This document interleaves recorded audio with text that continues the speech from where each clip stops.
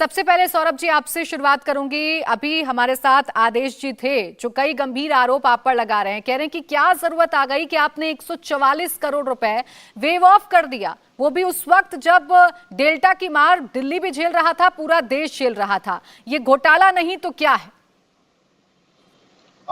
देखिए, मैं सबसे पहले आपको ये बताऊं, जब से अरविंद केजरीवाल पंजाब के अंदर जीते हैं और अरविंद केजरीवाल की प्रसिद्धि जो है दिल्ली, पंजाब, पूरे देश के बाद विदेशों तक पहुंचने लगी है, हमारे प्रधानमंत्री उनसे ईर्ष्या करने लगे हैं। और ये बात आज हम नहीं कह रहे हैं, ये बात हम 3-4 महीने से कह रहे थे कि बाकायदा सेंट्रल एजेंसीज को और एलजी साहब को ये कहा गया है, एक एक करके इनके बड़े बड़े मंत्रियों को और इनके नेताओं को आपको किसी ना किसी केस के अंदर फंसाना है। और वो आप आज देख भी पा रहे हैं। ये पहले डिसाइड कर लिया गया कि मनीष सिसोदिया जी को फंसाना है, बाद में एजेंसीज को लगाया गया, भैया फाइलें ढूंढो, चीफ सेक्रेटरी को कहा गया, एलजी साहब को कहा गया, किसी भी मामले में फंसाओ, आप इनको फंसाओ।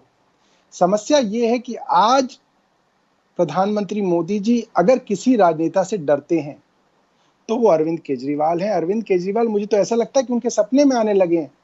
वो इतना ज्यादा राजनीतिक तौर पे अब उनसे डरने लगे हैं कि सारी एजेंसीज को आपने उनके पीछे लगा दिया कि किसी भी तरीके से इनके लोगों को करिए। देखिए, अगर आप पूछें देश का शिक्षा मंत्री कौन है, कोई नहीं जानता। आप पूछे छत्तीसगढ़ का शिक्षा मंत्री कौन है, कोई नहीं जानता। झारखंड का कौन है, कोई नहीं जानता। देश का बच्चा बच्चा जानता है कि दिल्ली का शिक्षा मंत्री मनीष सिसोदिया है। उन्होंने दिल्ली के अंदर शिक्षा का कायाकल्प किया। गरीब से गरीब का बच्चा आज जो है डॉक्टर बन रहा है। ठीक है सौरभ जी, आप ये कह रहे हैं कि ये लोकप्रियता है अरविंद केजरीवाल की, उनके अच्छे कामों का नतीजा है कि उनके मंत्रियों को और खासकर उनको बदनाम करने की कोशिश की जा रही है। लेकिन जो वो पॉइंट्स उठा रहे हैं उसका भी जवाब दीजिए ना कि 144 करोड़ रुपए वेव ऑफ कैसे कर दिए? 21 ड्राई डे थे, वो 3 क्यों कर दिए?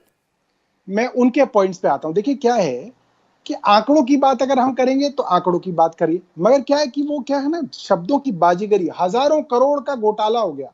अब मैं आपको घोटाले का एक बिल्कुल तय नियम बताता हूं।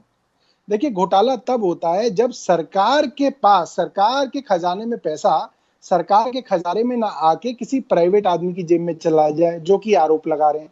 यानी कि पॉलिसी खराब थी साहब, प्राइवेट लोगों को, ठेकेदारों को, शराब के ठेकेदारों को फायदा हो गया, सरकार को नुकसान हो गया, जनता को नुकसान हो गया। अब इसका एग्जांपल ले लेते हैं। जब 2021 के अंदर ये पॉलिसी लागू हुई तो उस 21 से पहले जो थी 2020 के अंदर पुरानी पॉलिसी थी जो 10 साल से चल रही थी। अब 2020 में सरकार के खजाने में कितना पैसा आया शराब से? 4100 करोड़ रुपया। 2021 में जब ये पॉलिसी आ गई तो सरकार के खजाने में कितना पैसा आया शराब की बिक्री से? 5400 करोड़ रुपया। फायदा कितना हुआ?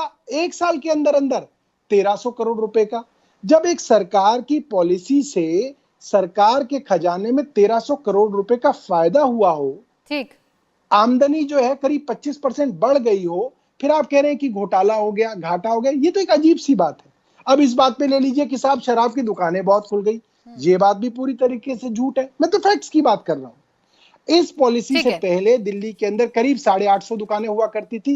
आज की तारीख में आप गिनने चले जाओ, 400 से ऊपर दुकानें नहीं है दिल्ली के अंदर। शराब की दुकानें भी आज की तारीख में कम है। ठीक है सौरभ भारद्वाज जी, जब इतने सारे फैक्ट्स आपके पास हैं, जब इतनी सारी आंकड़े आपके पास हैं, तो फिर जांच से डरने की जरूरत तो है नहीं। जांच हो रही है, हो जाने दीजिए। जो झूठ है वो सामने आ जाएगा, जो सच है वो सामने आ जाएगा। खैर, हम तो बिल्कुल नहीं डर रहे। हम कब डर रहे हैं? हम तो सिर्फ ये बता रहे हैं कि नरेंद्र मोदी जी डर रहे हैं। इंडिया टीवी हर वक्त हर जगह डाउनलोड करने के लिए सर्च करें India TV news Google play store या ऐप स्टोर पर।